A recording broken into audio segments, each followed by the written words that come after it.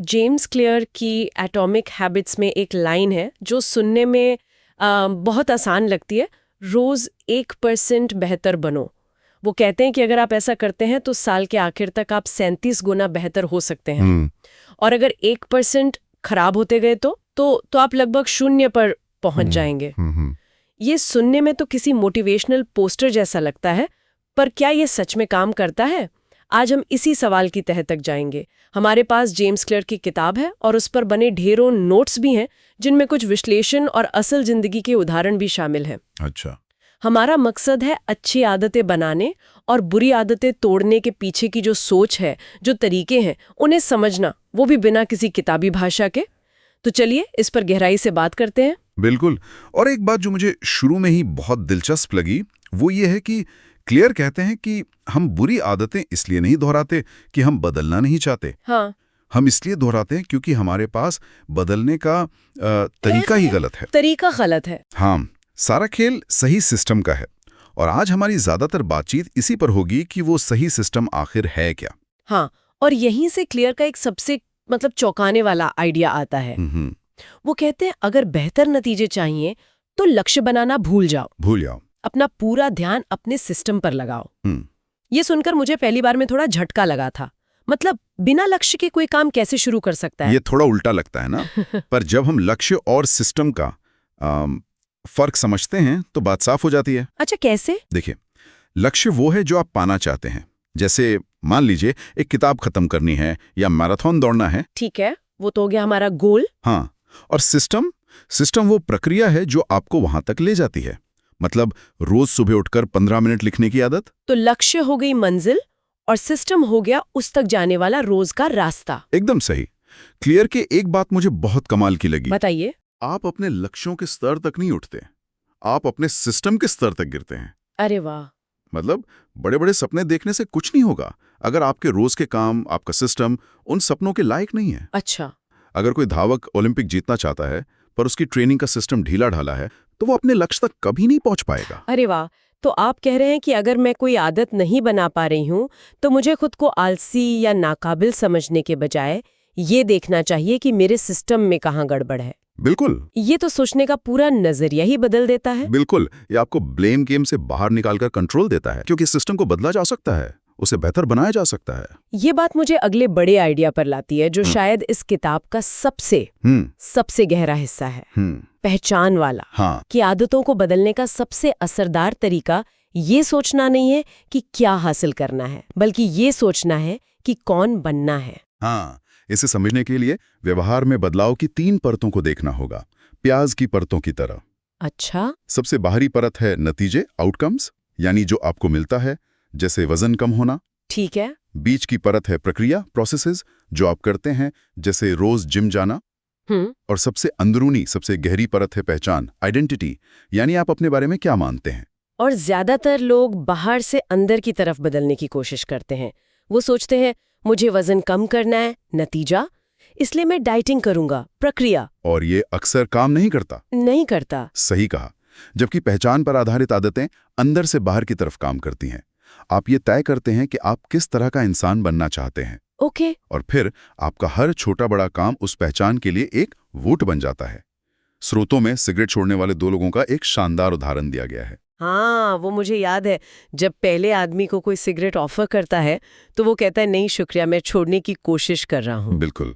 इस जवाब में क्या छिपा है? वो आदमी अभी मन से खुद को एक स्मोकर ही मानता है, जो बस कोशिश कर रहा है। अच्छा, उसकी पहचान वही पुरानी है। एग्जैक्टली। लेकिन दूसरा आदमी कहता है नहीं शुक्रिया, मैं सिगरेट नहीं पीता। ये छोटा सा फर्क है, पर यह पहचान के एक बहुत बड़े बदलाव का संकेत है। स्मोकिंग उसकी पुरानी कहानी का हिस्सा थी, आज की हकीकत का नहीं। ये फर्क तो दिलचस्प है। लेकिन क्या सिर्फ शब्द बदलने से पहचान बदल जाती है, या ये पहचान बदलने के बाद ही शब्द बदलते हैं? इसमें से पहले क्या आता है, मुर्गी या अंडा? बहुत अच्छा सवाल है। असल में ये एक दूसरे को ताकत देते हैं। आप एकदम से एक दिन उठकर ये महसूस नहीं करते कि मैं एक हेल्दी इंसान हूं।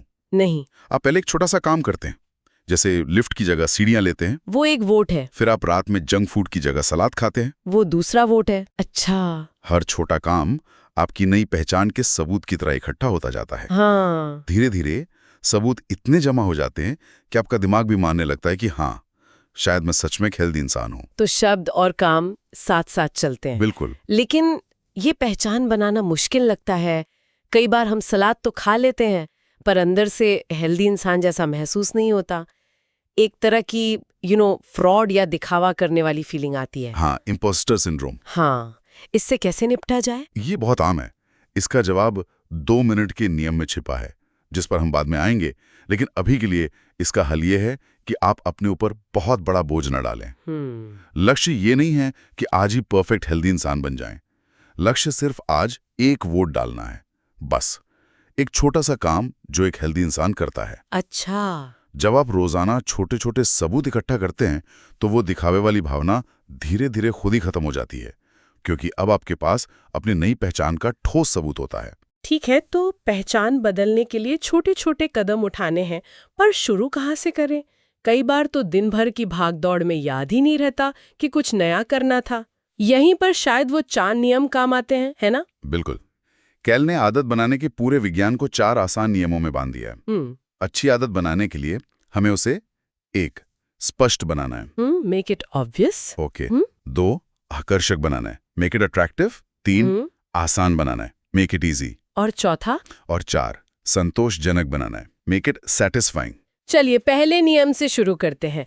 इसे स्पष्ट बनाएं। कहा जाता है कि अक्सर हमें मोटिवेशन की नहीं बल्कि स्पष्टता की कमी होती है। हमें पता ही नहीं होता कि कब और कहां शुरू करना है। इसी के लिए एक बहुत प्रैक्टिकल तकनीक है, आदतों को जोड़ना, हैबिट स्टैकिंग। Habit stacking. हाँ, इसका फॉर्मूला है, मेरी मौजूदा आदत के बाद मैं मेरी नई आदत करूंगा। जैसे सुबह ब्रश करने के बाद मैं 2 मिनट ध्यान करूंगा। अच्छा। यहाँ ब्रश करना एक पक्का संकेत है जो आपको आपकी नई आदत की याद दिलाता है। और दूसरा तरीका है माहौल को डिजाइन करना, एनवायरनमेंट डिजाइन।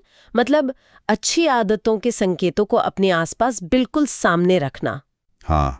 रेडिट पर किसी ने लिखा था कि उसे रोज कसरत करने की आदत डालनी थी, तो उसने बस इतना किया कि वो रात में ही अपने जिम के कपड़े, जूते और पानी की बोतल बिस्तर के पास रख देता था। सुबह उठते ही सबसे पहली नजर उसी पर पड़ती थी। आधा काम तो वहीं हो गया। बिल्कुल। और बुरी आदतों को तोड़ने के लिए इसका ठीक उल्टा करना है, इसे अदृश्य बना दे, मेक इट इनविजिबल। अगर बार बार फोन चेक करने की आदत से परेशान है तो फोन को दूसरे कमरे में रख दे। हाँ। अगर वो दिखेगा ही नहीं तो उसे उठाने का ख्याल ही कम आएगा। ठीक है, तो आदत को साफ साफ देखना पहला कदम है। लेकिन कई बार मुझे पता होता है कि मुझे जिम जाना है, संकेत बिल्कुल सामने होता है, पर मन ही नहीं करता।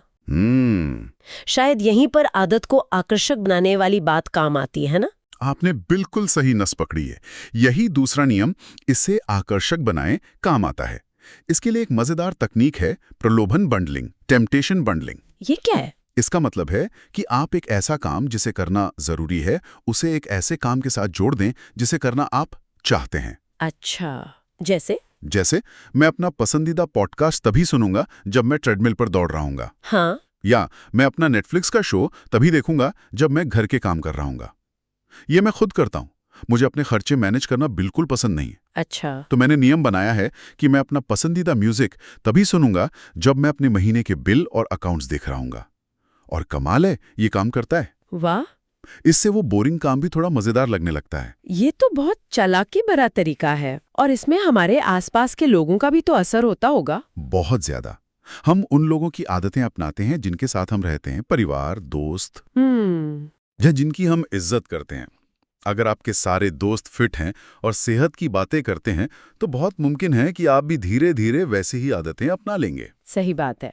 इसीलिए कहते हैं कि ऐसी कम्युनिटी का हिस्सा बनो जहां आपका मनचाहा व्यवहार नॉर्मल माना जाता हो। ठीक है, आदत को आकर्षक बना दिया, पर अगर वो काम बहुत मुश्किल लगे तो? जैसे रोज 1 घंटा जिम में बिताना या पूरी किताब का एक चैप्टर पढ़ना, सोचकर ही थकान होने लगती है। और इसीलिए तीसरा नियम है, इसे आसान बनाएं। हम इंसान स्वाभाविक रूप से कम मेहनत वाला रास्ता चुनते हैं। हाँ। और यहीं पर 2 मिनट का नियम जादू की तरह काम करता है। नियम कहता है, जब आप कोई नई आदत शुरू करें तो उसे करने में 2 मिनट से कम लगने चाहिए। 2 मिनट?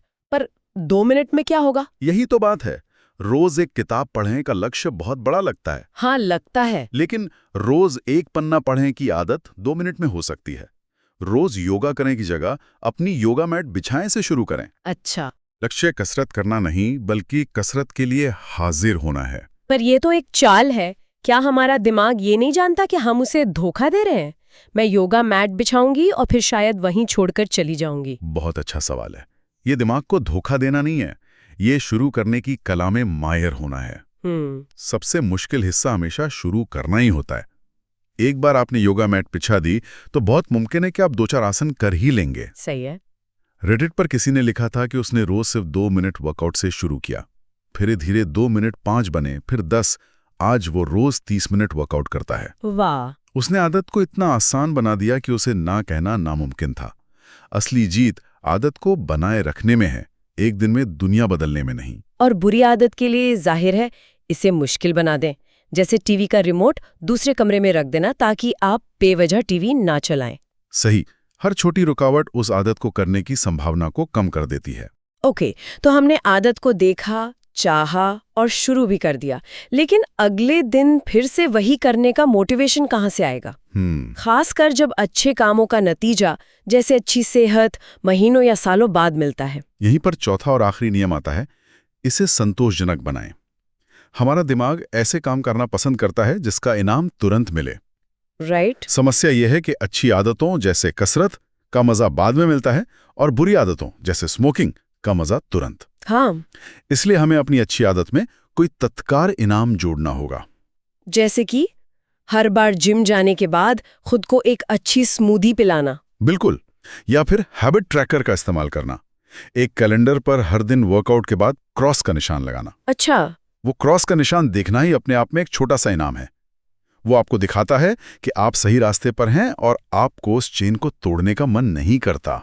और बुरी आदतों के लिए उन्हें असंतोषजनक बनाना होगा। हाँ, इसका सबसे अच्छा तरीका है एक जवाबदेही साथी, अकाउंटेबिलिटी पार्टनर रखना। अच्छा। आप अपने दोस्त से कहें, अगर मैं इस हफ्ते 3 दिन जिम नहीं गया तो मैं तुम्हें 500 रुपए दूंगा। वो 500 रुपए खोने का दर्द आपको जिम जाने पर मजबूर कर देगा। ये चारों नियम वाकई बहुत प्रैक्टिकल हैं, लेकिन हमें एक संतुलित नजरिया भी रखना चाहिए। एक स्रोत में मैंने पढ़ा था कि किताब में जो 1% सुधार से 37 गुना बेहतर होने वाली बात है, वो गणित के हिसाब से थोड़ी बढ़ा चढ़ाकर बताई गई है। हाँ, ये बात तो सही है। असल जिंदगी इतनी सीधी सादी गणित नहीं है। हो सकता है आप ठीक 37 गुना बेहतर ना हो, तो फिर? लेकिन मुझे लगता है कि उस नंबर का मकसद गणित सिखाना नहीं है। उसका मकसद एक सिद्धांत को समझाना है कि छोटे लगातार किए गए प्रयास समय के साथ मिलकर बहुत बड़े नतीजे देते हैं। अच्छा। कंपाउंडिंग का सिद्धांत। एग्जैक्टली। तो भले ही गणित सटीक ना हो, उसके पीछे का संदेश बहुत शक्तिशाली है। यह एक अच्छा स्पष्टीकरण है। तो अगर हम आज की बातचीत को समेटें तो सबसे बड़ी बातें क्या निकल कर आती हैं? मेरे लिए तो सबसे बड़ा आइडिया था लक्ष्यों से ज्यादा अपने सिस्टम पर ध्यान देना। मेरे लिए पहचान बदलने वाली बात सबसे गहरी थी। ये सोचना कि हमारी हर आदत इस बात के लिए एक वोट है कि हम कौन बनना चाहते हैं, ये बहुत बड़ी बात है। और बेशक ये 4 नियम, स्पष्ट बनाओ, आकर्षक बनाओ, आसान बनाओ और संतोषजनक बनाओ, ये एक बेहतरीन टूलकिट है जिसे कोई भी इस्तेमाल कर सकता है। बिल्कुल। ऐसा लग रहा है कि अब आदतें बनाना उतना भी मुश्किल नहीं है जितना हम सोचते थे। अंत में एक ख्याल आता है, हम आदतों को अक्सर कुछ पाने का जरिया समझते हैं। वजन कम करना, पैसे बचाना, प्रमोशन पाना। हाँ, यही गोल होते हैं। लेकिन असल में आदतें सिर्फ कुछ पाने का नहीं, बल्कि कुछ बनने का रास्ता है। वो इस बात का सबूत है कि हम अंदर से खुद को क्या मानते हैं। तो मैं सुनने वालों के लिए एक सवाल छोड़ना चाहूंगा। जिन आदतों को हम बनाने की कोशिश कर रहे हैं, वे किस तरह की पहचान के लिए वोट कर रही हैं? और क्या ये वो पहचान है जिसे हम सच में अपनाना चाहते हैं?